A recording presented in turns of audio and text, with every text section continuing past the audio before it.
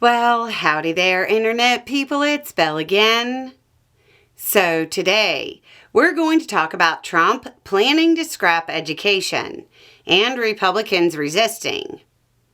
Trump has started the process to render the Department of Education incapable of doing its job. As near as we can tell at this point, Trump plans to move 6 different offices within the Education Department to 4 different agencies. The moves actually seem like they will end up costing more and creating more bureaucracy by necessitating that multiple agencies keep staff to handle dispersing funds to schools. As an example, it looks like the Office of Indian Education would move to the Department of Interior. Programs dealing with medical education and child care would move to the Department of Health and Human Services. And foreign languages would move to State Department. Because, what the department dealing with foreign policy really needs is to handle handing out money for French 1 and 2. Perhaps most telling is that it looks like most things will move to the Department of Labor. For anybody who doubted the goal of this was to create good little worker bees out of your children so their betters can more easily use them, I think this move speaks for itself. If the timing of this controversial announcement is meant to draw attention away from Trump's crushing defeat on Capitol Hill, it isn't going well.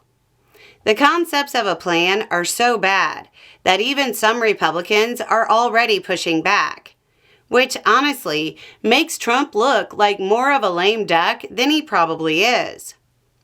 Representative Brian Fitzpatrick of Pennsylvania said the programs were essential and added, quote, "Altering them without transparency or congressional oversight would pose real risks to the very students they were created to protect. I will not allow it, and I urge all of my colleagues to stand with me." The lack of congressional approval for the move just makes it an expensive experiment in inefficiency. Without congressional authorization, these moves will likely be undone by the next administration. Unless, of course, this works out as well as all the other times Trump has ignored the advice of experts when pursuing policy based on vibes. Like how it worked out so well with the tariffs, the National Guard deployments, inflation, Ukraine, and so on. For a lot of parents, administrators, and teachers, this is probably unnerving. One little interesting tidbit of information is that the Senate's Education Committee Chair, Republican Bill Cassidy of Louisiana, didn't really say whether or not he had been briefed on the plan, but did make it clear that he had been given assurances that services would remain in place.